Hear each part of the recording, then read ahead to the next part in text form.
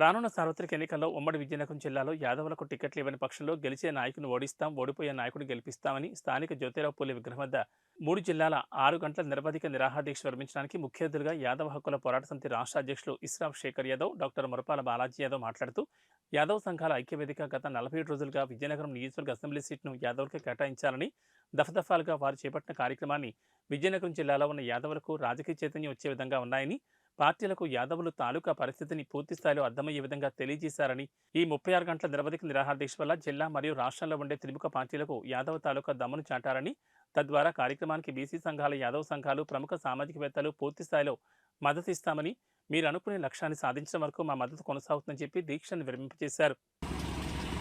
బీసీలకు సమన్యాయం చేస్తున్నామని చెప్తున్నారు. చాలా సంతోషం. మీరు సమన్యాయం ఎక్కడ చేశారు, ఎలా చేస్తున్నారో ఒకసారి ఆలోచన చేయమని యాదవ హక్కుల పోరాట సమితి నుంచి నేను ప్రశ్నిస్తున్నాను. విజయనగరం జిల్లాలో పుట్టిన ఏ యాదవుల్ని మీరు గౌరవించారు, గుర్తించారని నేను అడుగుతున్నాను.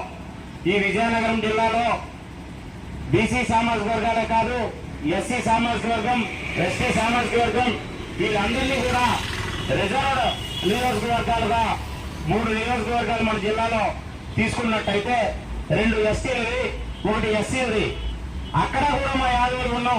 ఒక్కొక్క నియోజకవర్గాల్లో సుమారు 20,000 పైచలకు యాదవులు అక్కడ ఉన్నాం.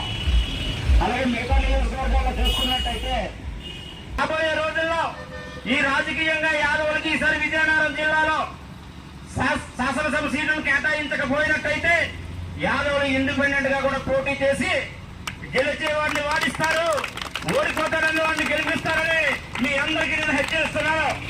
మీరు మా ఉద్యమాలు చూసి చాలా ధీమా పడుతున్నారు. ఈ రోజు చెప్తున్నాను, ఈ విజయనగరం జిల్లా వాసిగా చెప్తున్నాను, యాదవ హక్కుల పోరాట సమితి రాష్ట్ర అధ్యక్షుడిగా చెప్తున్నాను.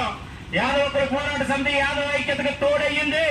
ఈ విజయనగరంలో ఉన్న ప్రతి యాదవుడిని భుజం తట్టి లేపుతాం, యాదవుల ఐక్యతను నింపుతాం.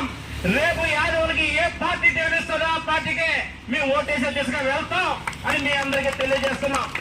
ఒకవేళ ప్రధాన పార్టీలుగా చెప్పుకుంటూ మీరు ఇరుక్కుపోయిన పరిస్థితిలో ఉన్నారు, ఇప్పుడు యాదవులకు టికెట్ ఇవ్వలేమన్నట్టయితే నేను మీ అందరికీ తెలియజేస్తుంది ఏమనగా, రేపు ఎలక్షన్కి మీరు బయలుదేరే ముందు మీ మేనిఫెస్టోలో విజయనగరం జిల్లాలో యాదవులకు మేము న్యాయం చేయలేకపోయాం, మేము అధికారంలోకి రాగానే మేము తప్పకుండా యాదవులని హక్కును చేర్చుకుని న్యాయం చేస్తాం, వాళ్ళకి ఒక ఎమ్మెల్సీకి గౌరవిస్తామని ఏ రాజకీయ పార్టీ అయితే చెప్తుందో, ఏ రాజకీయ పార్టీ అయితే ప్రధానంగా మేనిఫెస్టోలో పెట్టి అనౌన్స్ చేస్తుందో